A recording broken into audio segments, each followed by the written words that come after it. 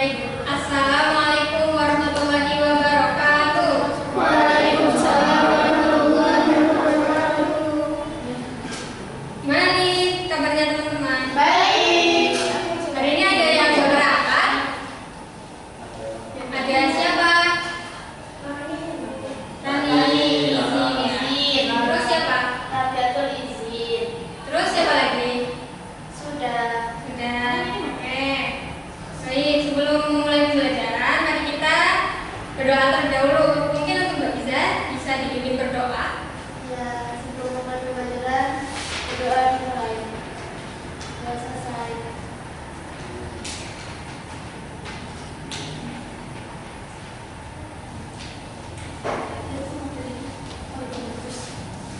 Baik, untuk hari ini kita akan belajar tentang hukum perbandingan tetap atau hukum pros.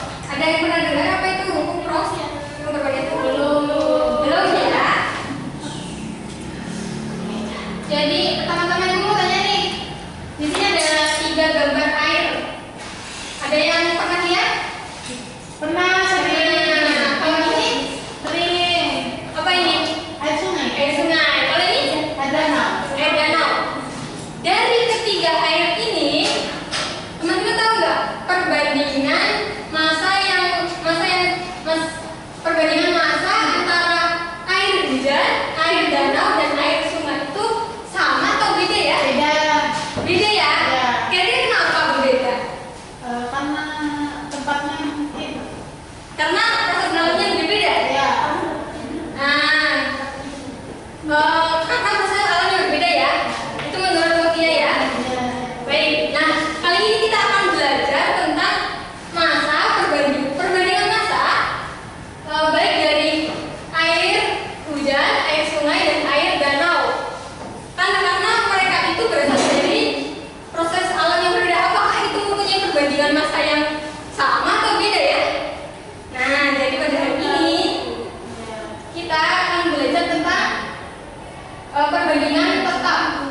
Dengan tujuan pelajaran seperti ini mampu memahami dan dapat menerapkan hukum perbandingan tetap dalam perhitungan massa unsur penyusun senyawa. Nah, pertama-tama ini ada hukum Proust. Jadi seorang ilmuwan itu ada yang bernama Joseph Louis Proust. Dia itu melakukan sejumlah percobaan pada beberapa senyawa untuk mengetahui perbandingan massa unsur-unsur dalam senyawa. Nah, Joseph ini dia mengeluarkan statement. Dia mengatakan bahwa perbandingan massa unsur-unsur dalam satu senyawa itu adalah tetap.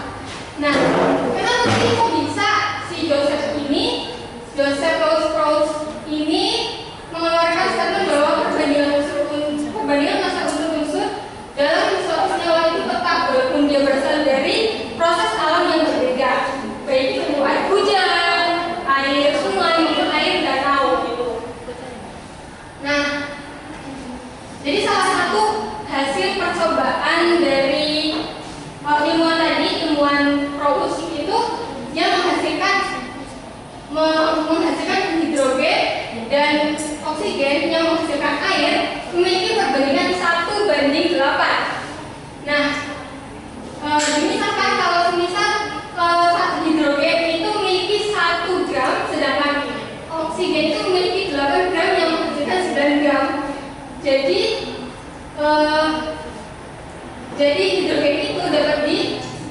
hidrogen dan oksigen itu dapat dibandingkan, dapat memberikan perbandingan sebanyak 1:8. Begitu juga kalau semisal hidrogen itu sebanyak 2 gram.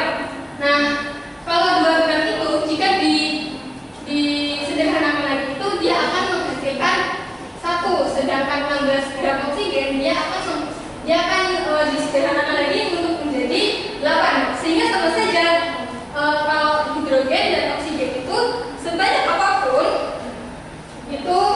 apapun gramnya, sebanyak apapun masanya, dia akan menghasilkan perbandingan 1:8.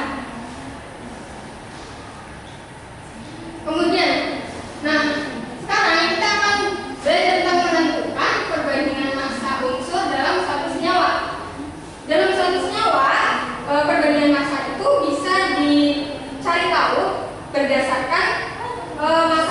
statusnya atau AR.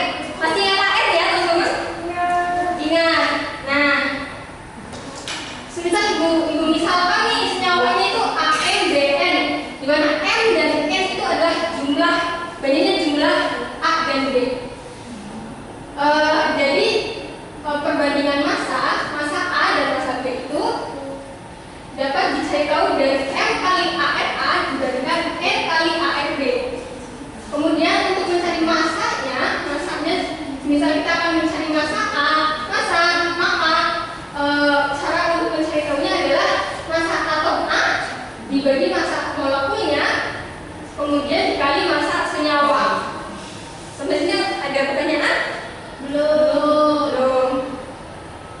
Nah, berikutnya ini ada contoh soal nih.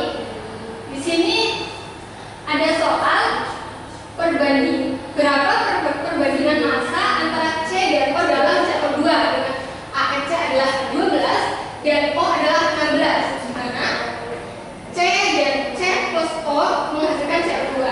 Jadi caranya adalah C itu berapa tadi? AR-nya 12, O-nya itu 16. Nah, karena C itu jika ditambah O2 itu menghasilkan CO2. Nah, C-nya itu di sini ada berapa? Ada 1. Berarti di sini ditulis 12. Sedangkan di O ini, O-nya ada berapa? Ada 2. Dengan 2 itu akhirnya ada 16. Berarti 16 dikali 2. Dikali 2. Berapa 16 kali 2?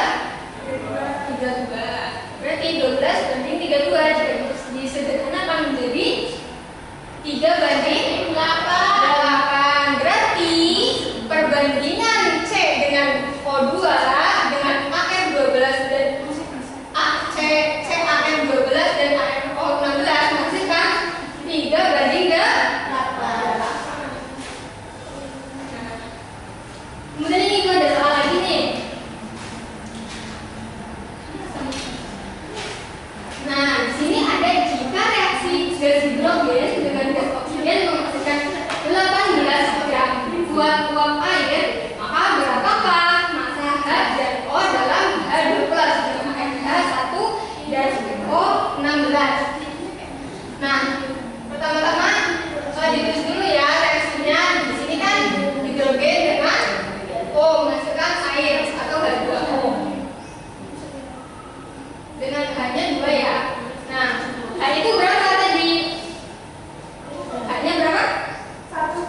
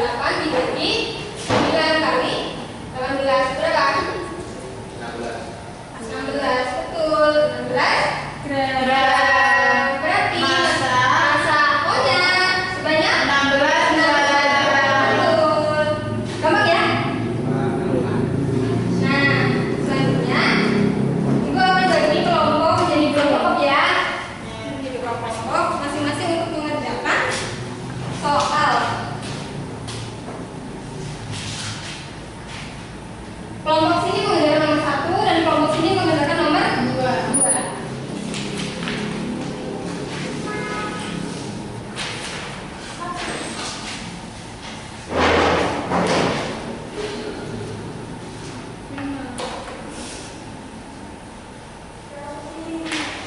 Kita bisa langsung dikerjakan ya teman-teman.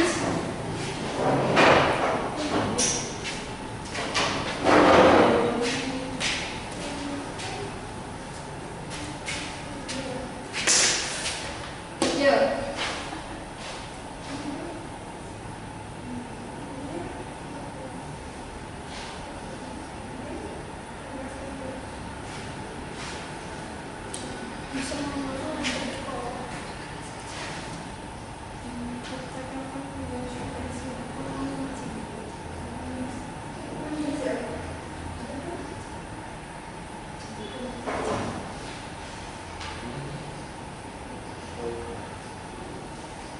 Sudah, yang sudah bisa langsung maju ke depan ya untuk menuliskan jawabannya ya.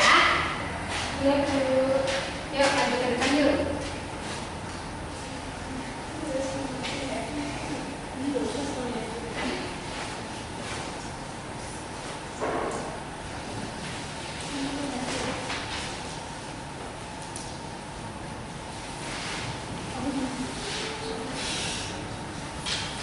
Ini mana itunya? Gantian ya. Gantian ya karena sebenarnya cuma satu. Ya.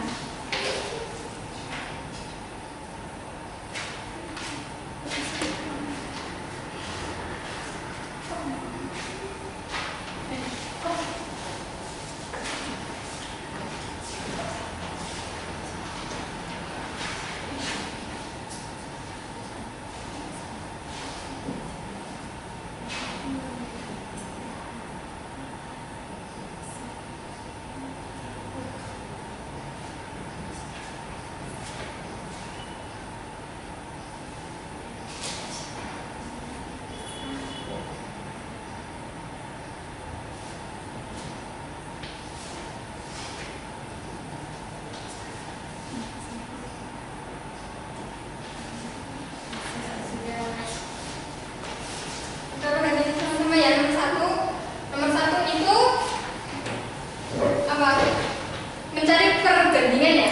Ya. Ya, mencari perbandingan antara N dan O2. Jadi N itu A-nya adalah 14, O-nya itu adalah 16 kali 2, 22.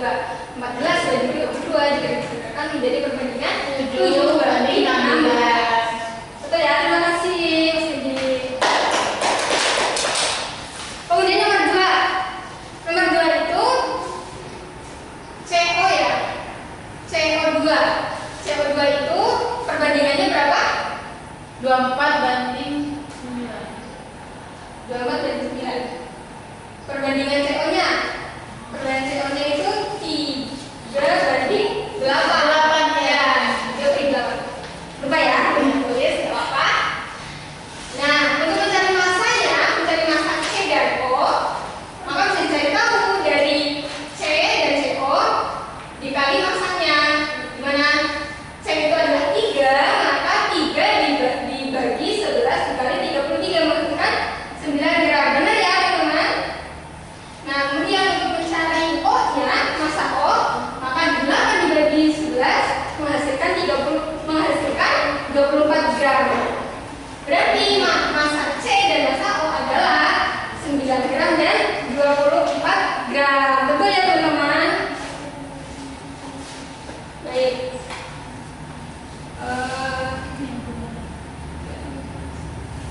Baik. Karena pembelajaran sudah selesai. Sampai sini apakah ada pertanyaan? Tidak ya. Jadi apa ada yang mau memberikan kesimpulan? Baik Bu. Ya, baik. Novia, ayo. Untuk pembelajaran hari ini kita belajar tentang hukum perbandingan ketetapan dari Proust. Nah, yaitu berbunyi perbandingan massa unsur-unsur dalam suatu senyawa adalah serta. Selain itu juga kita juga belajar tentang pemanfaatan dari hukum Proust ini di kehidupan sehari-hari. hari, kita juga hari ini belajar tentang perhitungan dari hukum Prous tersebut. Iya, betul sekali ya. Jadi, beri tepuk tangan kepada Mbak Novita. Nah, kami sudah. Di sini Ibu ada latihan soal ya, mau di scan dan kerjaan di rumah. Baik Ibu. Jika sudah, sudah ya. Ya. Karena sudah di scan dan sudah selesai, maka Ibu akan menutup pembelajaran hari ini. Sebelum menutup, mohon Mbak untuk menutup pembelajaran dan berdoa. Oke. Berdoa dimulai. Berdoa selesai. Sekian pembelajaran hari ini.